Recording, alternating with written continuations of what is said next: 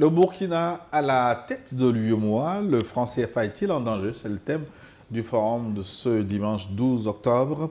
Vous êtes conviés à enrichir cette émission avec vos messages via WhatsApp, plus 228 96 08 43 43. Vous pouvez nous écrire également sur Facebook. Nous nous ferons le plaisir de vous lire, que vous soyez d'accord avec nous ou pas, ou alors sur YouTube,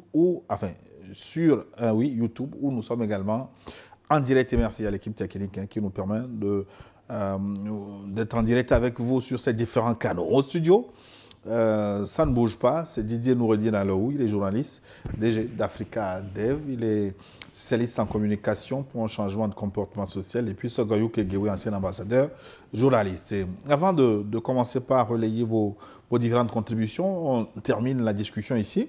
Nous étions en train d'évoquer la possibilité de changer de paradigme pour inciter les Africains à consommer beaucoup plus local.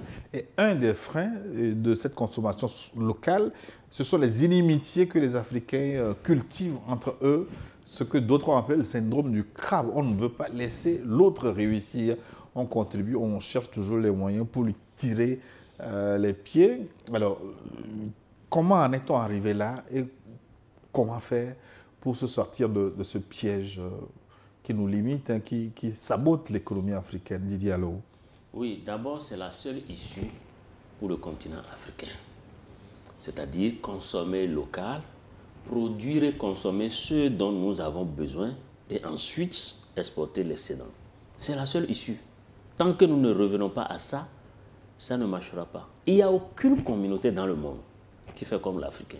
Vous prenez la communauté arabe, vous prenez la communauté juive, vous prenez les Européens, vous prenez les Américains, ils fabriquent ce dont ils ont besoin.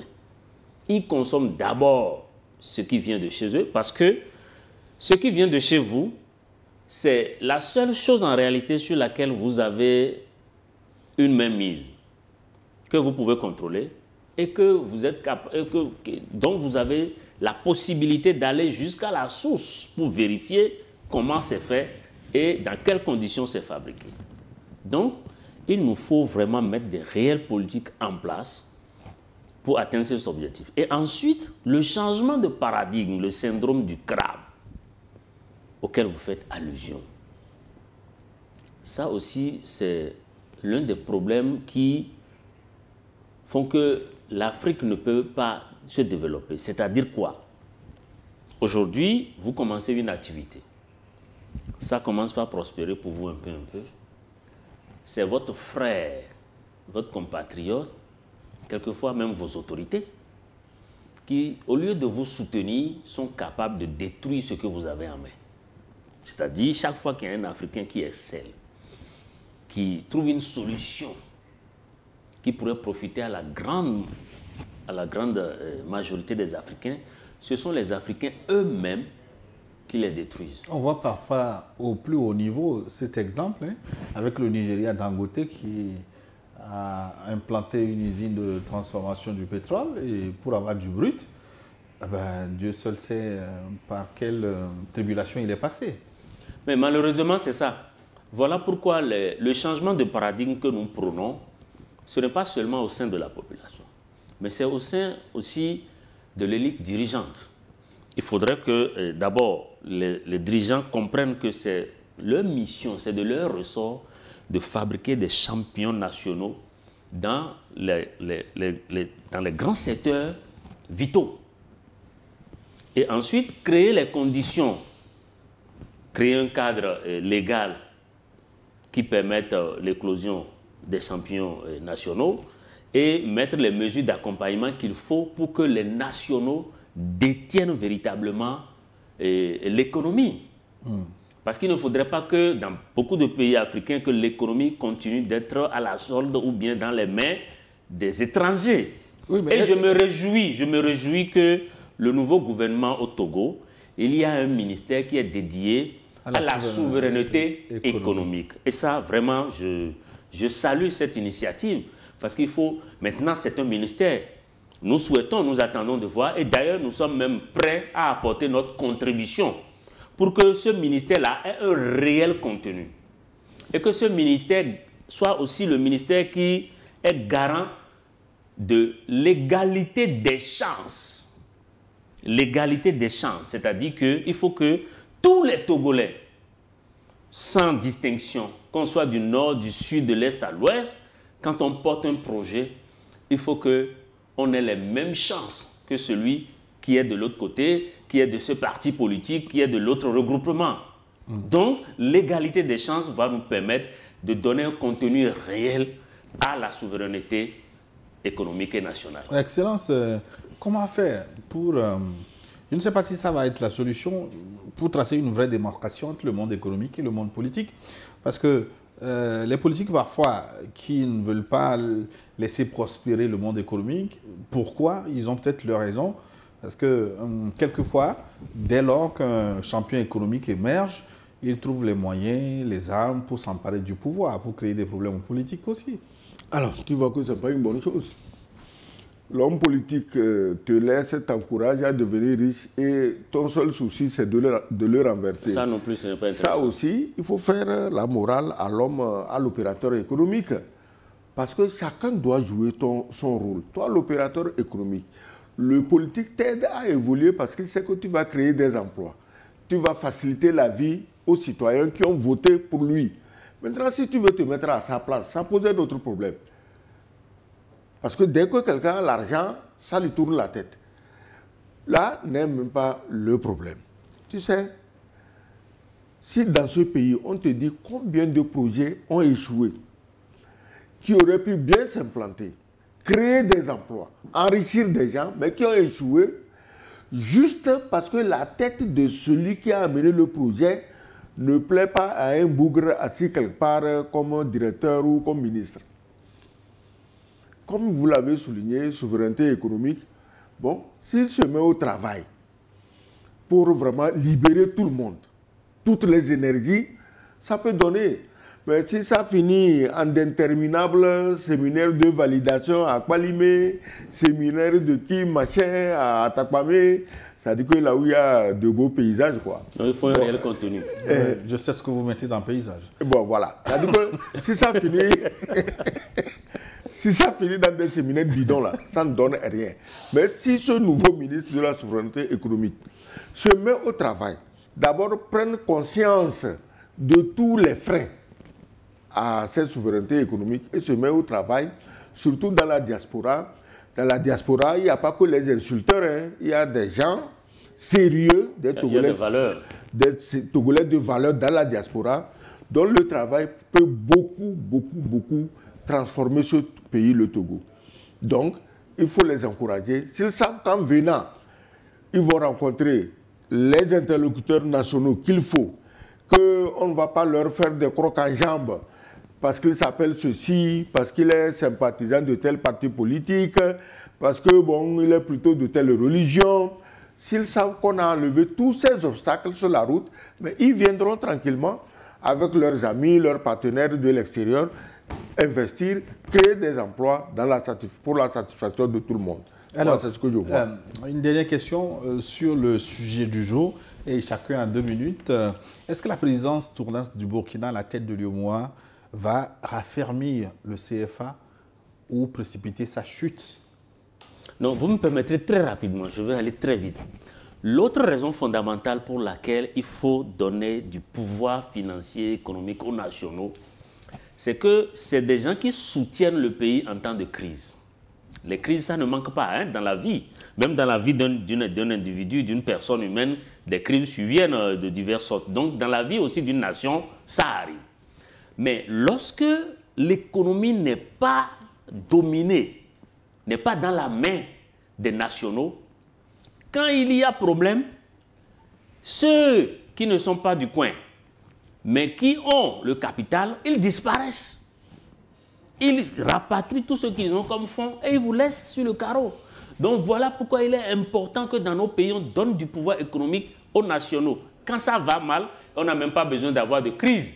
Il y a des crises financières qui surviennent. C'est les nationaux qui réinjectent dans le circuit et qui soutiennent donc la gouvernance. Donc ça, je voulais répondre à ça.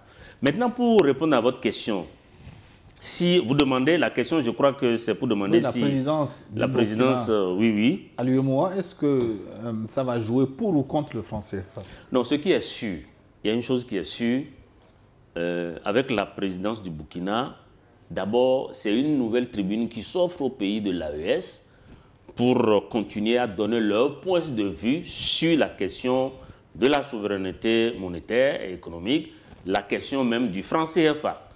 Je ne pense pas que la présidence du Burkina soit une menace directe. Je ne suis pas sûr que le Burkina et ses collègues de l'AES feront des jeux particuliers, outre mesure, pour empêcher donc la mission de l'UEMOA. Je ne crois pas. Mais par contre, ça va leur permettre quand même de répandre leurs idées et de pouvoir faire entorse sur des pressions extérieures qui pourraient venir directement. Si par exemple la France ou une autre puissance veut s'attaquer à l'institution ou bien veut l'instrumentaliser, avec la présidence du Burkina, ça ne sera pas le cas. Et donc le Burkina a des soutiens, au moins 2, et aussi les autres qui ne sont pas du tout sur la même ligne politique que la Côte d'Ivoire et d'autres dans le groupe. Excellent. Je ne crois pas que le Burkina vienne pour tuer le CFA. Pas du tout, ce n'est pas ça. Parce qu'on ne tue pas un cadavre. Le CFA est déjà mort. Donc si demain on annonce son enterrement, ce n'est pas la peine d'incriminer le Burkina. Ce n'est pas le Burkina qui s'est précipité à Abidjan pour dire qu'on va créer l'écho à la place du franc CFA. Celui qui a fait ça savait que le franc CFA est mort.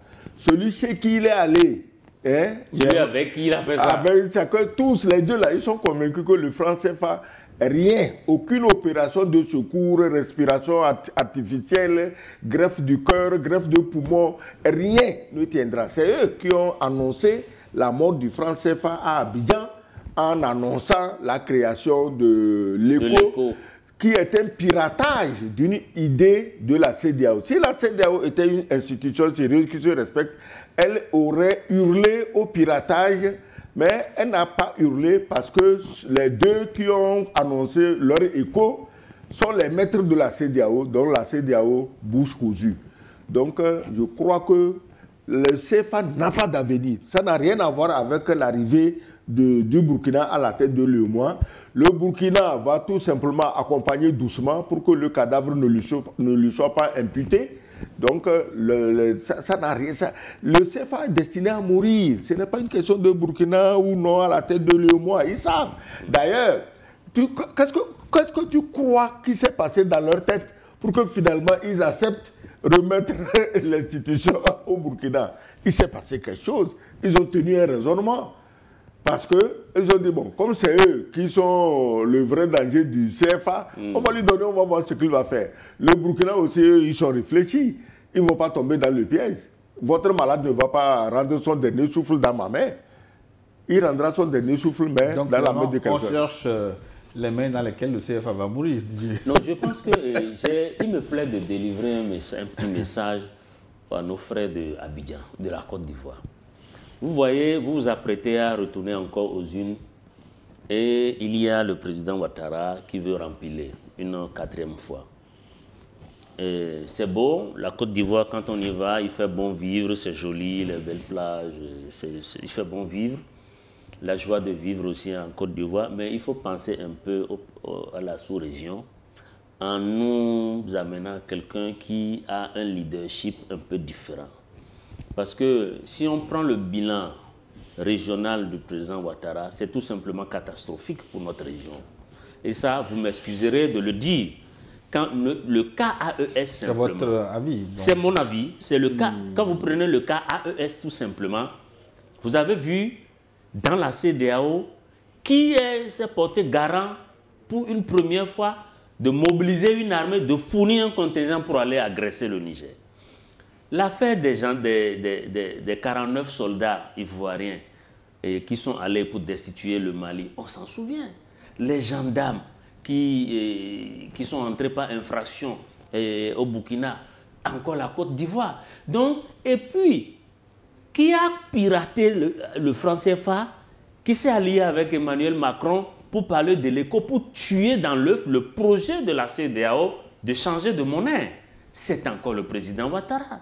Donc quand je prends le tableau de toutes ces actions à la tête de la Côte d'Ivoire, des actions contre justement notre sous-région, je pense qu'il va falloir que nos frères ivoiriens réfléchissent à voir comment sauver notre sous-région. Monsieur Didier Alou, oui. C'est pas la peine de parler comme pour les élections si vous avez pris parti pour quelqu'un. Non, pas du tout. Laisse les Ivoiriens aller voter librement.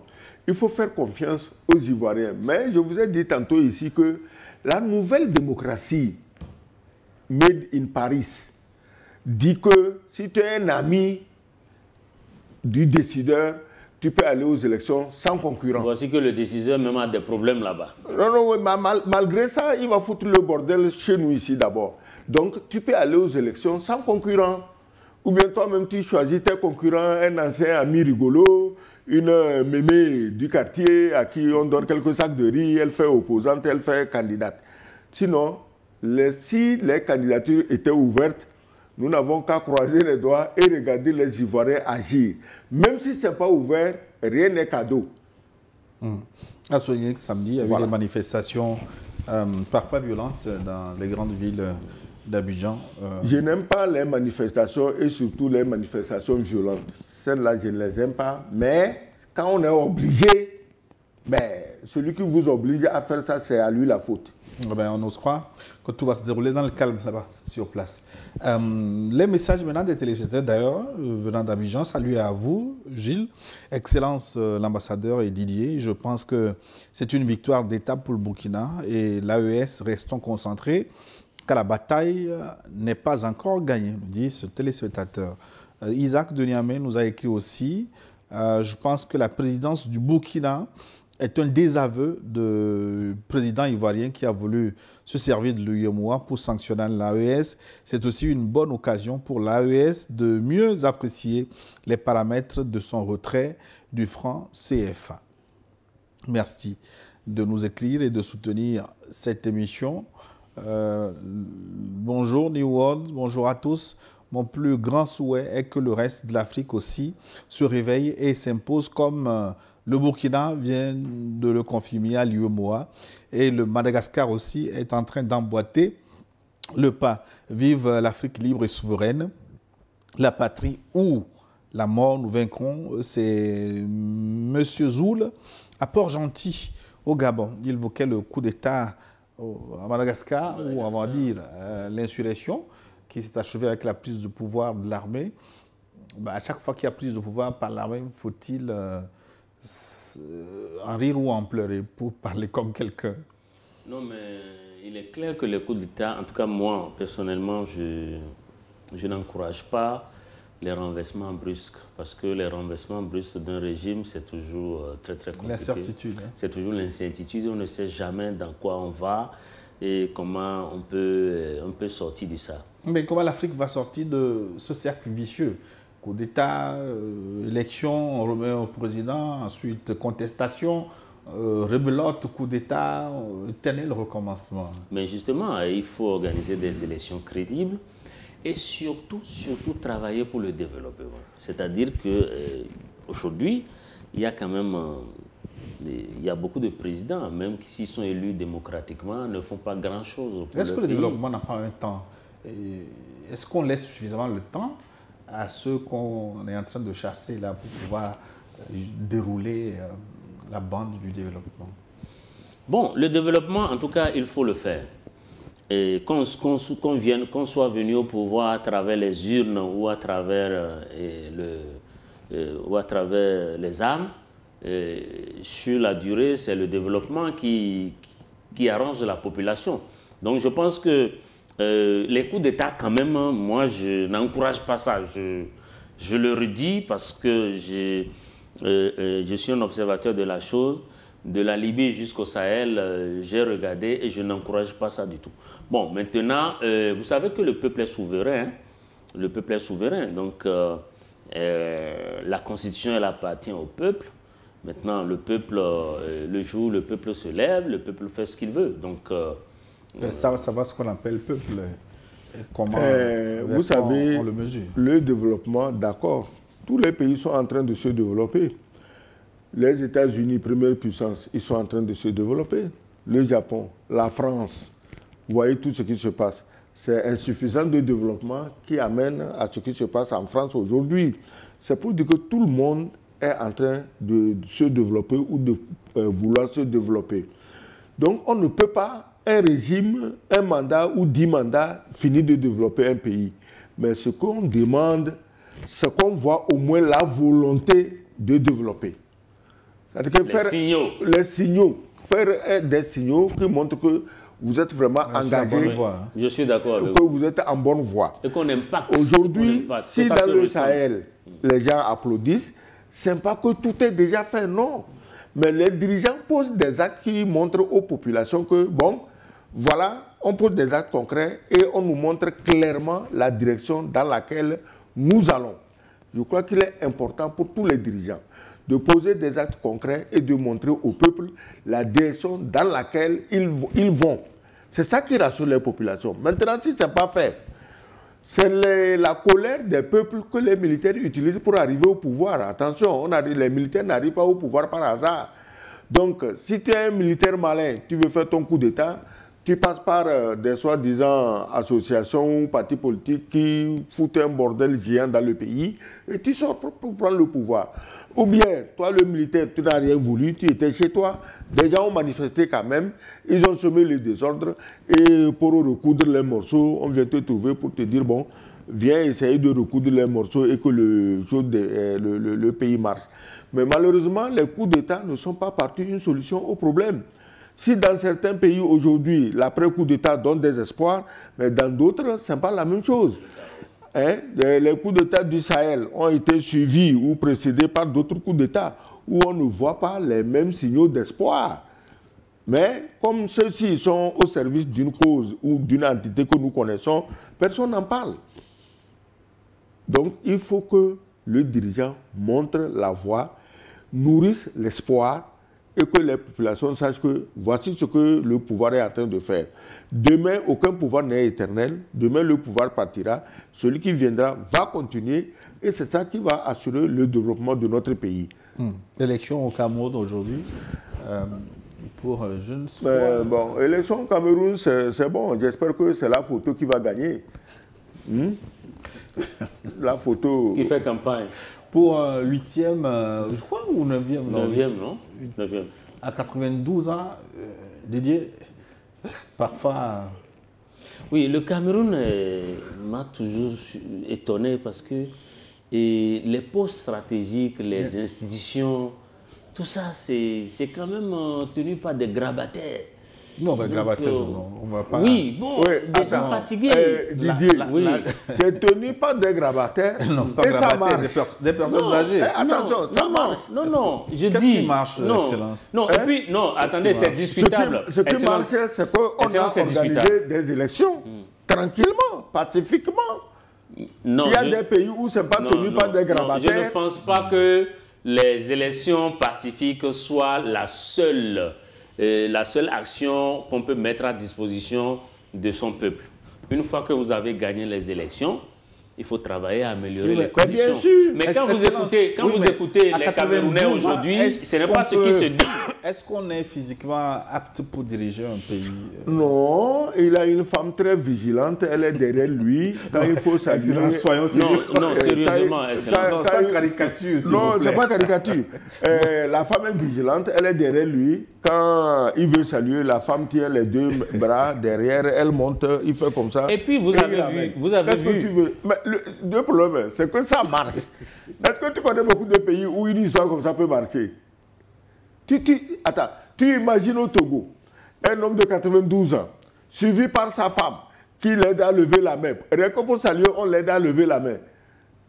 Mais il n'y a pas que ça. Lors des campagnes, vous avez vu que c'est des marionnettes géantes à son effigie qui se promènent dans les quartiers et les gens applaudissent, on dit bon, on a au moins la marionnette, on a au moins la photo. Alors, parce que le personnage ne peut pas venir, il est très fatigué. Donc, quand vous voyez des choses comme ça, on peut en rire, mais ce n'est pas une bonne image que l'Afrique est en train de projeter à la face du monde. Pourquoi on fait ce choix? Non, mais moi, en tant que transformateur social, je suis parfois gêné par des comportements de certains dirigeants en Afrique. Parce qu'aujourd'hui, malheureusement, sur n'importe quel continent où vous allez, le peuple noir est le seul peuple qui a encore besoin de réclamer une dignité, de réclamer, voyez-vous, une certaine considération. Parce que l'image qui est projetée par certains dirigeants à partir du continent sont des images qui montrent tout simplement qu'en réalité, les Africains ne sont pas sérieux. Non seulement ils ne sont pas sérieux, mais on dirait qu'il y a quand même des Africains qui ne sont pas dignes. Voyez-vous. Donc, à partir du moment où dans un pays, le Cameroun, avec toute l'intelligence qu'on connaît, bien sûr, aux Camerounais, tout le dynamisme et toutes les actions, parce que quand vous prenez aujourd'hui tous les grands panafricanistes, et les grands journalistes internationaux, beaucoup sont Camerounais. Ouais. Et ils n'arrivent pas à se débarrasser de cette teigne-là, entre guillemets. C'est extrêmement difficile. L'image que projette le Cameroun. Oui. Et je pense que... Et puis, ce qui me gêne encore, au-delà de tout, c'est quoi? Quand vous regardez les meetings, qui vous voyez là-bas? C'est des jeunes. C'est les jeunes qui applaudissent, c'est les jeunes qui font des commentaires encore dans ces conditions. Les jeunes dont les emplois et l'avenir sont confisqués, c'est encore eux. Mais attends, il a confisqué l'avenir de qui? Les gens applaudissent, qu'est-ce que vous voulez? Non, Excellence, je veux qu'on fasse une analyse sérieuse, pas pour ironiser tout de même. Non, attends. Vous savez que... Paul Biya est clair, il vous a dit que ne dure pas au pouvoir qui veut. Il a dit ça. Et comme tu l'as souligné toi-même, est-ce qu'il y a un pays où il y a plus d'hommes journalistes intelligents qu'au Cameroun? Moi, je n'en connais pas. Hein. Moi, j'ai des amis camerounais, je les connais. Bon, il faut qu'on regarde les statistiques. Mais le Cameroun regorge de beaucoup d'intellectuels dans tous les domaines. Des intellectuels du tonnerre, ces gens-là. Alors, si ça se passe chez eux comme ça, tu es sûr que c'est la faute au vieux Paul Biya? La faute est quelque part. Oui, justement, c'est la faute que nous recherchons. Hein? C'est la faute que nous recherchons. La faute est où? Bon, j'étais déjà répondu. Pour une fois, Excellence, c'est dépassé. Bon, non, comment je ne suis pas dépassé? J'étais déjà répondu qu'il a une femme qui fait son travail. Au lieu que ce soit lui qui lève les mains de la femme, c'est la femme qui lui lève la main. Alors, bonjour Gilles, je pense que les pays de la Confédération AES ont réussi leur pari en claquant la porte lorsque les uns et les autres ont voulu refuser la présidence du Burkina Faso. C'est cela, je pense, la souveraineté dont parlent les leaders de ces pays-là. Vive l'Afrique consciente et souveraine. Mahamadou Abdoulaye, depuis Niamey au Niger, oui, ça on a manqué de le souligner, la solidarité des pays de l'AES qui ont fait bloc pour soutenir le Burkina Faso dans cette épreuve. Oui, ça a fait pression sur l'institution, c'est clair. Parce qu'aujourd'hui, les pays de l'AES sont très solidaires. Sur le plan diplomatique, ils parlent tous de la même voix. Donc ça a contribué à faire pression, ça c'est sûr. Les pays de l'AES savent que leur survie dépend de leur capacité à travailler ensemble. S'ils se laissaient diviser, c'est la fin du haricot. Donc c'est normal qu'ils soutiennent le Burkina dans cette injustice qu'on veut lui infliger. C'est normal que les pays de l'AES, ensemble, soutiennent le Burkina. Et je suis sûr que ce n'est pas seulement les pays de l'AES qui soutiennent le Burkina. Il y a d'autres qui ne sont pas dans l'AES, mais qui savent qu'il y a une injustice et ils ne peuvent pas épouser l'injustice. On n'a pas besoin d'être membre de l'AES avant de savoir que l'injustice ne doit pas être soutenue. Bonjour papa, Kakou, Sagoyou Kegewe et Didier Nouroudine Alaou, ainsi que le journaliste Gilles Mawena Boko. Merci, alias Albilos Noir, oui. Il ne faut pas nous ramener à ça. Hein. Il ne faut pas me compromettre le visa ivoirien. Le Burkina à la tête de l'UEMOA et quoi encore, Eloa, c'est pour éviter les pays de l'Alliance des États du Sahel, enfin, c'est pour éviter que ces pays quittent le franc CFA. Que des obstacles ont été mis en route, mais ça c'est une peine perdue. Quelle que soit la durée de la nuit, le soleil apparaîtra. C'est M. Koto Ougou Béninois depuis Bouaké en Côte d'Ivoire. Message de Niamey, un long message. Bonjour le plateau, merci Gilles, Didier et son excellence pour votre engagement à travers New World. Je pense qu'il y a eu alignement des étoiles pour les pays du Sahel. Le maître occupé par ses propres problèmes, ses contre-maîtres locaux démasqués chez eux, même à travers des actions indélicates qu'ils ont eu à poser. Le Sahel devrait saisir cette opportunité pour mettre fin à cette injustice qu'elle subit depuis des décennies et franchir le pas de la monnaie, quoi qu'il en coûte, car il n'y a que ceux qui ne font rien qui ne se trompent pas. Excellence, nous vous attendons impatiemment à Niamey en visite ou comme ambassadeur extraordinaire et plénipotentiaire du Togo au Sahel avec résidence à Niamey. Eh bien, je viendrai avec plaisir. Hein? Surtout que mon ami Didier connaît bien le coin. Il va me briefer avant mon arrivée. Moi aussi. Et voilà, que ça aussi tu connais. Vous êtes bien entouré. Au fait, je suis le seul qui ne connaisse pas ces pays. C'est bizarre, non? C'est très bizarre. C'est bizarre. C'est bizarre. Et notre téléspectateur parle du problème.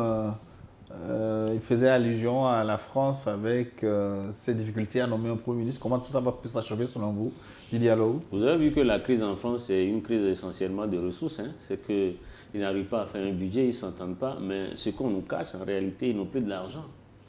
La France, ils vont prendre où l'argent? La France est pauvre. Non, ce n'est pas avec l'argent qu'on fait le budget. Ah, mais on fait avec au moins les prévisions. Attends, le budget, c'est une loi prévisionnelle. Ça prévoit. Mais il faut trouver. Le budget de ce que vous avez. Oui, mais il faut trouver l'argent pour dépenser. Et depuis que l'AES a fermé ses portes à la France, ça n'a pas mis beaucoup de temps pour que ça pète. Le problème est essentiellement politique. C'est pas avec l'argent qu'on fait le budget. Tu peux m'expliquer avec quoi on fait un budget s'il n'y a pas l'argent? Mais le budget, ce sont les prévisions de ce que vous avez. De ce que vous avez en entrée et en dépense. Oui, de ce que vous prévoyez avoir. C'est une question d'argent. Alors. Quel que soit ce que vous avez, vous pouvez faire un budget. C'est une question d'argent. Ce pays que nous aimons tant a eu des dirigeants qui ne l'aiment pas et qui veulent le détruire. Parce qu'on ne peut pas prendre tout l'argent d'un pays comme la France pour envoyer à un corrompu drogué à Kiev et l'autre moitié aux terroristes dans le Sahel pour détruire nos pays. Les deux, comment on appelle ça, les deux postes de dépenses ont fini par mettre l'économie française à terre. Il y a l'Ukraine et il y a les terroristes du Sahel, c'est eux qui finissent l'argent de la France. Et surtout que la France n'a plus assez aux ressources du Sahel. Et ça joue forcément. Là où elle ramassait ça gratuitement. Aujourd'hui, le Niger n'en donne plus. Là où elle ramassait l'argent gratuitement pour jouer à la généreuse, les portes sont fermées. Oui, mais l'autre parenthèse, mais finalement, est-ce que Kiev ne va pas tomber avec les dernières fureurs de la Russie sur l'Ukraine? Vous suivez certainement l'actualité. Si Kiev tombe, Macron va envoyer 30 000 soldats. Ils vont chasser les Russes. Non, excellent, une fois au moins. Ah ben, est-ce que c'est moi qui le dis? Non, ça fait plusieurs années que cette... Attends, est-ce que c'est moi qui parle de 30 000 soldats? Cette guerre par procuration est en train de se dérouler. Et n'oubliez pas que... Est-ce qu'elle n'est pas proche de la fin? Parce que les Russes sont aux portes de Kiev. Ah, mais ce qui est craint va finir par arriver. Vous savez, Poutine, son vrai allié, c'est le temps. Et c'est son organisation. Et depuis longtemps, on sait que l'Ukraine n'a pas les moyens. Et si la Russie voulait finir avec l'Ukraine, véritablement, voulait utiliser des méthodes non conventionnelles, c'est en quelques semaines que... Non, vous parlez de semaines, c'est quelques heures. Voilà, en quelques heures que l'Ukraine ne va plus exister sur la carte. Et pourtant, Poutine, tout humain qu'il est, a voulu aller méthode par méthode en espérant que les gens vont comprendre et prendre les mesures qu'il faut pour arrêter la crise. Mais au lieu de ça, vous avez vu le nombre de milliards et d'armements qui a été envoyé à l'Ukraine. C'est une guerre par procuration. Et malgré ça, je veux relever quelque chose. Ouais. La guerre entre la crise russo-ukrainienne, en réalité, c'est une guerre par procuration entre la Russie d'un côté, les Occidentaux et les États-Unis de l'autre. Donc c'est eux tous qui ont combattu aux côtés de l'Ukraine. Et ça n'a pas fonctionné. Ça veut dire simplement qu'en réalité, la Russie est plus que cette puissance qu'on croyait. Excellent. Tu sais, ce qu'il dit là, on va dire, il faut pas parler comme ça. Il faut parler comme LCI, France 24, RFI et Jeune Afrique. Hein? La Russie va tomber demain. Zelensky sera au Kremlin. Il va inviter... C'est vrai, c'est ce que les médias occidentaux ont prédit depuis longtemps. Voilà, il faut parler comme eux. Comme ça, il va inviter Macron... Mais moi, je ne suis pas eux. Macron, Starmer, tous les autres aventuriers, ils vont prendre le café au Kremlin. Excellent. Est-ce que Poutine a besoin de prendre Kiev? De quoi?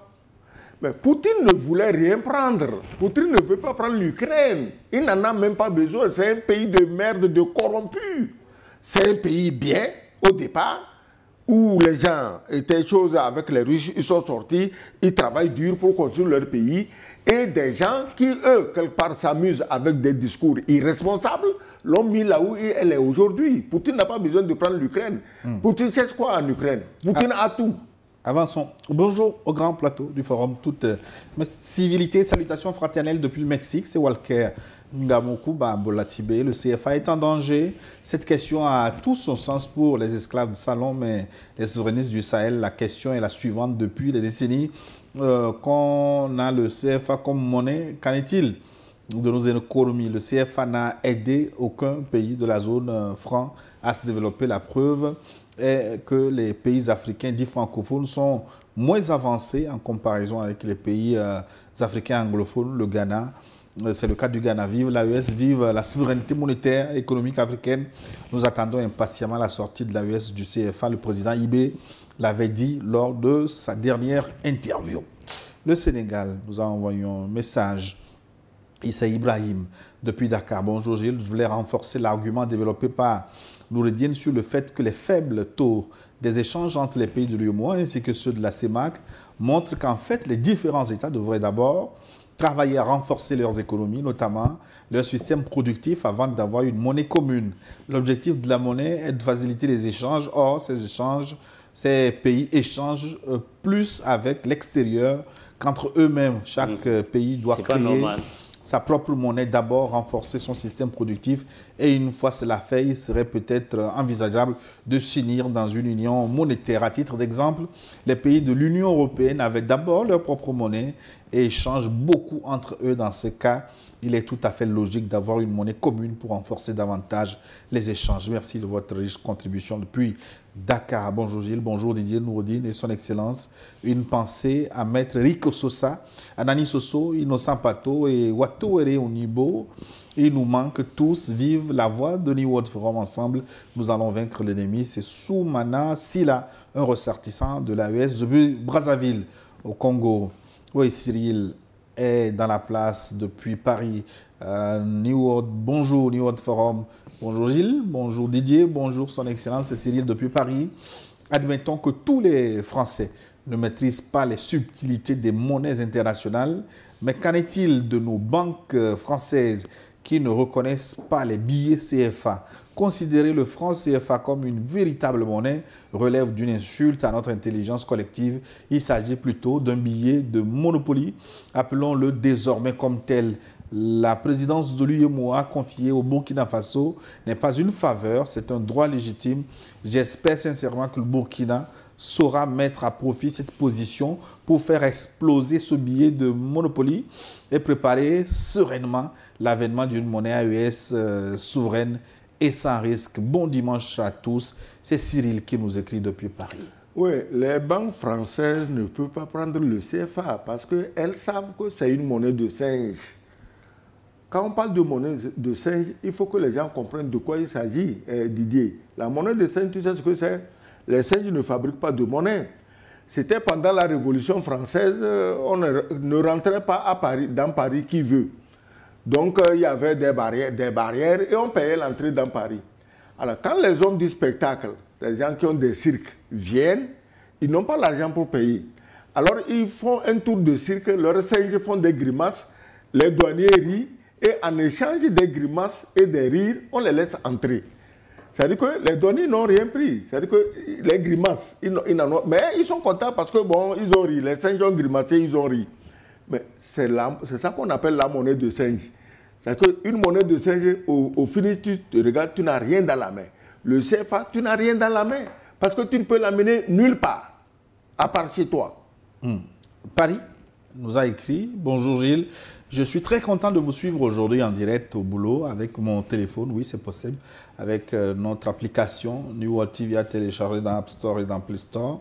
Mon téléphone, donc, mon bonjour à Didier, au doyen Sogoyou Kegewe, DSK, doyen Sogoyou Kegewe.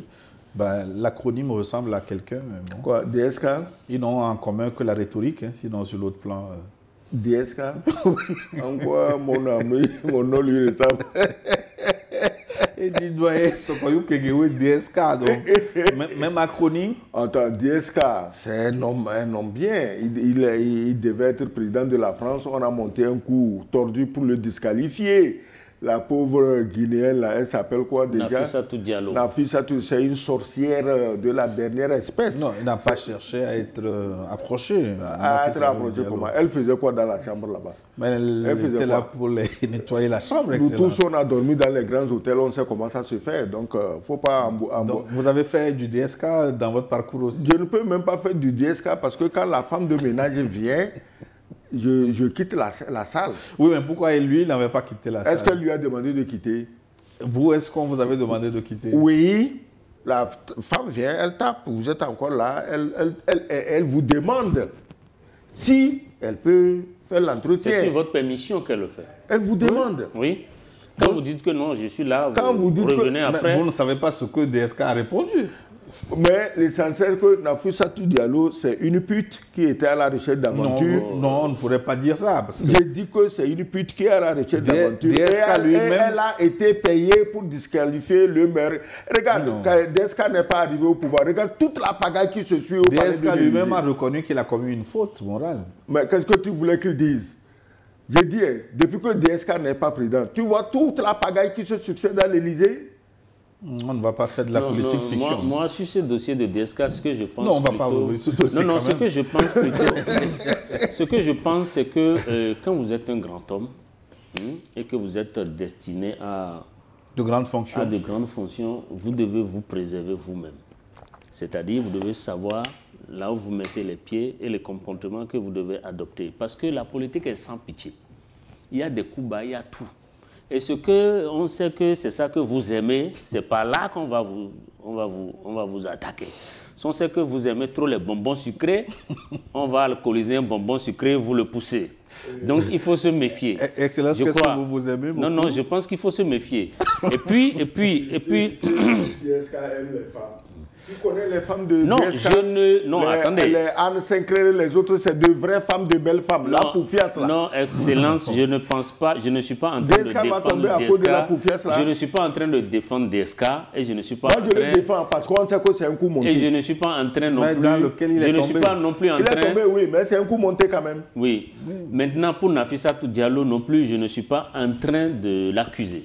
Elle a touché beaucoup d'argent, non? Je dis... Est-ce qu'elle est heureuse aujourd'hui? Mais c'est les tribunaux qui l'ont fait, qui ont accusé DSK et qui l'ont obligé à payer des réparations des dommages. Une plainte de Nafissatou Diallo. Voilà. Mais au fait, par rapport au consommé local encore, parce que là, j'ai envie... Il me plaît de donner encore une clé. Oui. J'avais donné une première clé qui consiste à instaurer une journée des tenues traditionnelles les vendredis. Mais la deuxième clé que je veux donner, c'est que aujourd'hui, dans beaucoup de pays africains, il y a quand même des produits qui sont fabriqués dans certains pays aujourd'hui. Et malgré ça, les mêmes produits sont importés et qui viennent noyer nos marchés locaux et qui font la concurrence aux produits locaux. Ce que je suggère, s'il y a des produits, on doit faire un point global. S'il y a des produits que nous pouvons fabriquer ou que nous savons fabriquer ou qu'un voisin sait fabriquer, alors ces mêmes produits-là, il faut restreindre leur entrée dans l'espace. Je parlais de protectionnisme. En les surtaxant, par exemple. Voilà. En les surtaxant, ça va permettre que, sur le plan local, nos produits soient vendus. Donc, il y a cette deuxième clé que nous pouvons utiliser, c'est-à-dire les barrières douanières, par exemple, et les surtaxes sur les produits importés. Ça veut dire qu'en matière médiatique aussi, il faut surtaxer les autres. Bonjour Gilles, je n'ai rien dit. Si c'est possible. En matière médiatique, il faut juste la réciprocité. Tu mets radio chez moi, je mets radio chez toi. Tu mets télévision chez moi, je mets télévision chez toi. Tu ne veux pas, moi aussi je ne veux pas. Simple comme bonjour. Bonjour Gilles, je suis très content de vous suivre. Donc c'était l'homme qui avait introduit la fête DSK, que Dieu lui donne longue vie. pour éveiller la conscience de la jeunesse africaine. C'est Draman Saounera depuis Paris. Merci pour votre message. De Paris également, je crois, Mbote, Gilles et à toute l'équipe de New World. Salutations à Ya, Didier et à Papa Sagoyou. Quand le respect et les droits de l'AES sont bafoués, elle sort par la grande porte tout en trouvant des solutions. L'AES, comme l'a dit un ministre Bakari du Niger, la monnaie est le premier instrument de souveraineté. On ne peut être véritablement indépendant quand un autre frappe votre monnaie. C'est la peur de l'albinos noir, symbole de cette Afrique lucide et déterminée qui les a ramenés à la raison. Et il ne fait aucun doute qu'ils ont reçu l'ordre du maître de lâcher l'affaire avant de voir ce que le chat avait vu au fleuve Congo. Ah, là, un autre mystère. Et il faut... une autre énigme ou quoi? Et il faut... Après l'albinos noir, c'est le chat du fleuve Congo. Didier, on va conclure cette émission. Vous avez 30 secondes. 30 secondes, d'accord. Je voulais féliciter la présence à Lomé des ministres des Affaires étrangères de l'AES, qui d'ailleurs ce matin étaient panélistes lors du forum.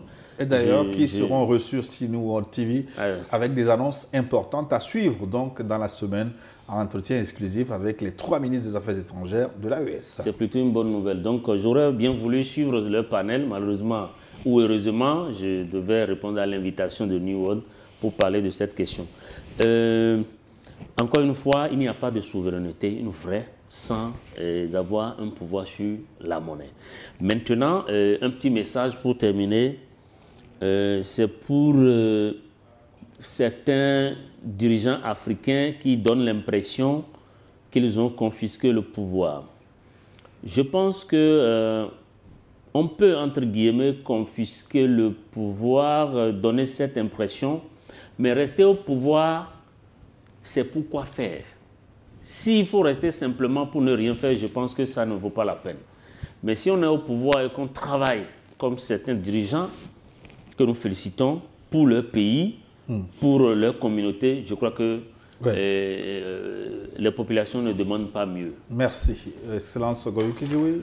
Non, moi, très rapidement. Le thème d'aujourd'hui avec le Burkina dans l'UEMOA, ce n'est que justice, ce n'est pas une faveur.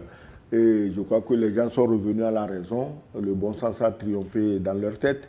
Et le Burkina, nous sommes convaincus, dirigera l'UEMOA de la meilleure façon possible. Et si ça doit déboucher sur la création d'une monnaie de l'AES, pourquoi pas? Mais bon gré, mal gré, la monnaie viendra. Merci, Excellence Goyou. Nous arrivons à la fin de ce forum. Et notez bien le rendez-vous à suivre dans la semaine. Nous vous communiquerons les horaires précis, l'entretien exclusif avec son Excellence Abdoulaye Diop, ministre des Affaires étrangères de la coopération internationale du Mali, son Excellence M. Karamoko Jean-Marie Traoré, ministre des Affaires étrangères de la coopération régionale et des Burkinabés de l'extérieur, et son Excellence M. Bakari Yaou Sangaré, ministre des Affaires étrangères de la coopération et des Nigériens de l'extérieur. Gildar Diamayako et Moïse Yinou étaient à la réalisation. Sur les réseaux sociaux, Didier Samon, la diffusion, Hervé Tataga, merci à tous votre